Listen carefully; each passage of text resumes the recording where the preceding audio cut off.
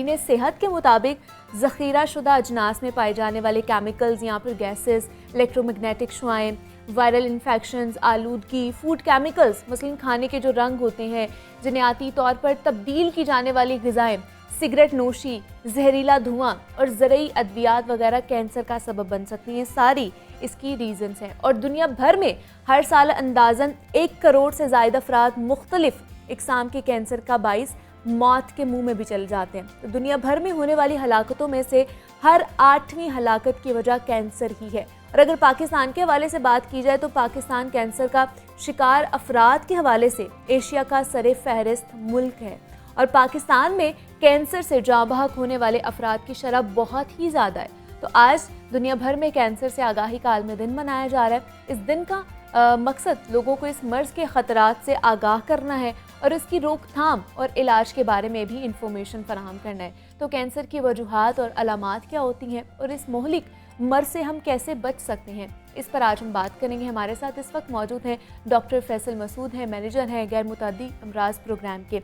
Doctor साहब, मैं आपको खुश आमदीद कहती हूँ जागो लाहौर में। कैसे हैं आप? अल्हम्दुलिल्लाह जी। डॉक्टर फैसल, सबसे पहले तो हमारे देखने वालों की आसानी के लिए बता दें कि कैंसर एक्चुअली में है क्या और ये कैसे हमारी बॉडी में पैदा होना शुरू हो जाता है? बेसिकली बॉडी का जो नॉर्मल रिस्पांस होता है वो ये होता है कि जो आपके जो खुली हैं, जो सेल्स जिसको नॉर्मल सेल्स, जैसे हमारे स्किन के सेल्स हैं, लीवर के सेल्स हैं, तो ये सारे जो सेल्स हैं वो एक लाइफ होती है सेल की। उसके बाद वो सेल की डेथ हो जाती है, वो शेड हो जाता है। जैसे आपकी स्किन जो है उससे आपको जैसे डेंड्रफ होता है या बाकी चीज़ें होती हैं, वो स्किन उतरना शुरू हो जाती है, तो नॉर्मल है ये एग्जैक्टली। हाँ। तो बाज़ दफ़ा ऐसा होता है कि सेल जो ग्रो करते हैं वो डाई नहीं होते हैं और उनकी ग्रोथ एबनॉर्मल होना शुरू हो जाती है।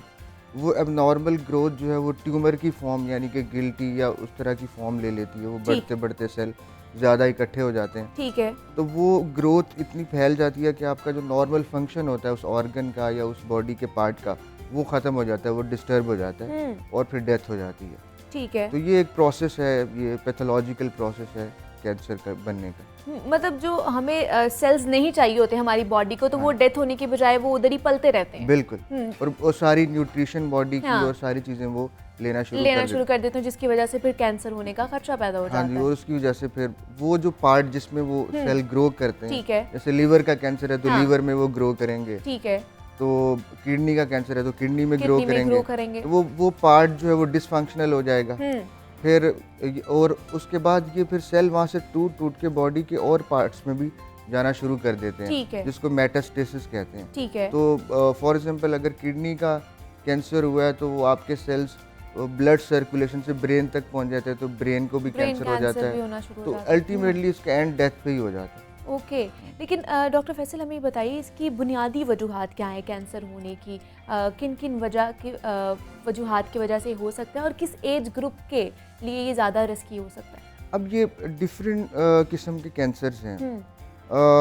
जो आप बुनियादी वजह की बात करिए, एक तो कॉमन रीजंस हैं सारे कैंसर्स की। ओके। उसमें सबसे जो कॉमन रीज़न है वो हमारा लाइफस्टाइल है। ठीक है। उसमें आप देख लें, obesity one of the most dangerous factor, और पाकिस्तान जैसे मुल्क में अब ये बढ़ रहा है बहुत ज़्यादा। एग्जैक्टली। दूसरा अनहेल्दी डाइट है जो कि आपको ओबेसिटी की तरफ ही ले जाती है। फाइबर नहीं है डाइट में, आप नट्स नहीं लेते हैं, आप ग्रेन्स नहीं लेते हैं, आप सब्जियां फ्रूट्स नहीं खा रहे हैं, आप बर्गर्स खा रहे हैं। तो ये जो आपका अनहेल्दी डाइट है ये भी अल्टीमेटली इसका बहुत बड़ा रिस्क फैक्टर है। ठीक है। फिर दूसरा बड़ा इसका रिस्क फैक्टर जो है वो एक्सरसाइज का, वर्कआउट ना करना है। तो वो लोगों का सेडेंटरी लाइफस्टाइल है, सबकी जॉब मोस्टली बैठने वाली हैं, चेयर पे बैठे रहते हैं, शाम को भी कोई एक्सरसाइज करने का टाइम नहीं होता। और तीसरी जो बड़ी चीज़ है वो स्मोकिंग है। ठीक है। और फिर अल्कोहल है। ये 4-5 तो ये कॉमन रिस्क फैक्टर हैं जो हर कैंसर के रिस्क फैक्टर हैं। ठीक है। और पाकिस्तान में सबसे ज़्यादा जो कॉमन कैंसर है वो ब्रेस्ट कैंसर है। और फीमेल्स के कैंसर के टोटल कैंसर में 30% ये बना रहा है। ठीक है। यानी कि फीमेल्स के अगर 100 फीमेल्स आई हैं जिनको कैंसर है तो 30 फीमेल्स को ब्रेस्ट कैंसर है। मतलब इसकी शरह बढ़ती जा रही है। अब कोई 28.9% हमारे यहाँ इसकी प्रेवलेंस है। और दूसरा फीमेल में जो सबसे कॉमन कैंसर है वो बच्चादानी के मुंह का कैंसर, सर्वाइकल कैंसर उसको कहते हैं। ओके, वो बड़ा कॉमन कैंसर है। ठीक है। और मेल्स में जो है वो लंग कैंसर है, हम्म, एसोफेगस का, आपके स्टोमक का कैंसर है। ठीक है। तो ये कॉमन कैंसर्स हैं। अब हर कैंसर का जो कॉमन रीजंस तो मैंने आपको बता दिए, वो सबके एक ही हाँ कॉमन जी। हो सकते अब हैं, जैसे ठीक है। ब्रेस्ट कैंसर जो मैंने कहा सबसे कॉमन कैंसर है पाकिस्तान में, इसकी जो कॉमन रीजंस के अलावा भी कुछ रीजंस हैं, लाइक के आप कह लें कि ओबेसिटी है एक, ठीक नंबर है, 1। ओके। नंबर 2 पे इनहेरिटेड फैक्टर भी है। 5 to 10% वो ऐसी फीमेल्स जिनके पेरेंट्स को या माँ को हाँ, कैंसर हुआ या फैमिली में कैंसर था, तो उसको 5-10% उसको भी चांस होता है कि उसको हो जाएगा। ओके। दूसरा इसका रीज़न जो है वो है, जैसे पोस्ट मेनोपॉजल रिप्लेसमेंट थेरेपी बड़ी कॉमन हो गई है। यानी कि माहवारी वगैरह जब ख़त्म होती है एक एज के बाद 45-50 ईयर्स, तो वो उसको मज़ीद उसको बढ़ाने के लिए, ताकि वो ख़त्म ना हो, तो लोग पोस्ट मेनोपॉजल रिप्लेसमेंट थेरेपी लेते हैं। तो उसका ये एक रिस्क फैक्टर है ठीक है। कि वो अगर वो लेंगे उनमें ये होने के चांसेस ज़्यादा हैं। ओके। और ब्रेस्ट कैंसर का जो एज ग्रुप है, पहले तो ये होता था कि यूजुअली 40 ईयर्स के बाद ये होता था। अब हमने देखा, हमने एक पायलट प्रोजेक्ट शुरू किया था वेल वुमेन क्लिनिक का मियाँ मीर में। हमने देखा कि अर्ली एज में भी आ रहा है अभी, है ना। तो इस तरह के रिस्क फैक्टर। अच्छा, फिर लेट शादी करना फीमेल्स की, तो ब्रेस्ट कैंसर मोस्टली कॉमन तो फीमेल्स में ही है। बिल्कुल, एग्जैक्टली। तो लेट शादी करना, और फिर जो पहला बच्चा है वो अगर 30 ईयर के बाद होता है, ठीक है। तो उन फीमेल्स को भी चांस होता है कि उनको ब्रेस्ट कैंसर डेवलप हो जाए। ओके। तो ये वो रीजंस हैं ब्रेस्ट कैंसर के।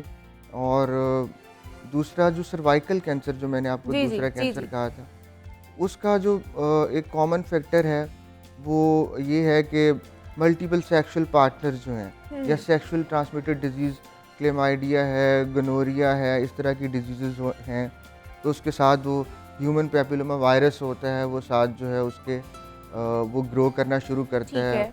8-10 साल के बाद वो कैंसर में डेवलप हो जाता है। तो ये कॉमन रीजंस हैं इनके। लेकिन कैंसर, मुझे बता दें, ज़्यादा शरह ख़वातीन में है कैंसर होने की, किसी भी किस्म के कैंसर होने की, या मर्दों में है?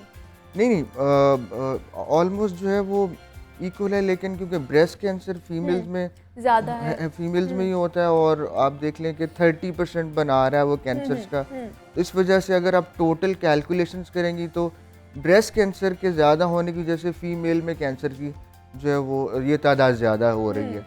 मेल्स में जो मैंने बताया आपको कि लंग कैंसर है, और आपके वो फीमेल में भी हो सकता है लंग कैंसर, लेकिन मेल्स में क्योंकि स्मोकिंग और ये एलिमेंट ज़्यादा होते मतलब हैं। बहुत से लोग ये कहते हैं ना कि स्मोकिंग करने से लंग कैंसर हो जाता है, तो ये फिर भी हम लोग स्मोकिंग कर रहे होते हैं। हाँ, ये देखें, अवाम में शऊर, ये हेल्दी लाइफस्टाइल का, इन चीज़ों का, ये जब तक शऊर नहीं आएगा लोगों में, बार बार उनको बताया नहीं जाएगा, तब तक जो है ये चीज़ें ठीक नहीं होंगी। बिल्कुल ऐसे ही है। तो मुझे बताइए, लंग कैंसर के बारे में भी थोड़ा सा हमें आगाह कर दें, जो देखने वाले हैं, जो स्मोकर्स इस वक्त हमें देख रहे हैं, कि कौन सी स्टेज पर आके उनके फेफड़े जो हैं वो बिल्कुल तबाह हो जाते हैं, जो स्मोकिंग कर रहे होते हैं। देखिए, जो लंग कैंसर है वो आप उसमें 100% मैं ये नहीं कहूँगा कि सिर्फ स्मोकर को ही हो सकता है। ओके। तो नॉन स्मोकर को भी हो सकता है, ठीक है। लेकिन ज़्यादा रेशो स्मोकर्स की है जिनको लंग कैंसर हुआ। क्योंकि बहुत से स्मोकर्स कहते हैं ना कि कोई नहीं, हो जाएगा। नहीं, तो ऐसा खैर नहीं है, है, वो बहुत या डेंजरस हम है। इतने सालों से पीते आ रहे हैं, अभी तक तो नहीं नहीं, हुआ। ऐसा नहीं है। ये कैंसर, जितने भी कैंसर्स हैं, ये जब डेवलप हो रहे होते हैं तो आपको पता ही नहीं चलता है। ठीक है। ये उस वक्त उसकी कैंसर की सिम्टम्स आती हैं जब कैंसर एग्रेसिव हो चुका होता है, स्टेज 3-4 में जा चुका होता है, ओके। तब जाके अलामात आती हैं।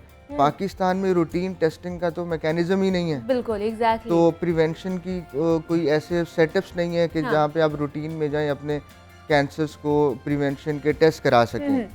तो इसी सिलसिले में हमने primary and secondary health care department ने, मैडम मिनिस्टर हेल्थ जो हैं डॉक्टर यास्मीन राशिद, उनकी काविशों से हमने वेल वुमेन क्लिनिक का प्रोजेक्ट शुरू किया है। ठीक है। ये हम 130 क्लिनिक्स बना रहे हैं पूरे पंजाब में। ठीक है। और ये जो फीमेल्स का जो 2 कैंसर मैंने कॉमन बताए हैं, जी, breast cancer and cervical cancer, उनकी अर्ली डिटेक्शन, अर्ली डायग्नोसिस वहाँ पे होगी। ओके। उनकी स्क्रीनिंग होगी, और ये हम अगले 1.25 साल के अंदर 11 लाख फीमेल्स का ब्रेस्ट कैंसर की स्क्रीनिंग करेंगे। ठीक है। और 7 लाख फीमेल्स की हम सर्वाइकल कैंसर की स्क्रीनिंग करेंगे इन क्लिनिक्स में। और ठीक। इनका पायलट हमने 2020 में स्टार्ट किया था, वो बहुत सक्सेसफुल रहा है। अभी हमने PND ने हमें फंड्स भी दे दिए हैं, मशीनें भी हमने ख़रीद ली हैं इसके लिए। तो ये एक ब्रेक थ्रू है, मैं अपने नाजरीन को बताना चाहूँगा। हमारे सेक्रेटरी साहब हैं इमरान सिकंदर बलोच साहब, वो बहुत पर्टिकुलर हैं इस प्रोजेक्ट के बारे में और हमसे ऑलमोस्ट वीकली वो रिपोर्ट्स ले रहे हैं कि कहाँ तक पहुँचा है। तो अगले 2 से 3 महीने में आप देखेंगी ये सारे क्लिनिक्स खुल जाएंगे।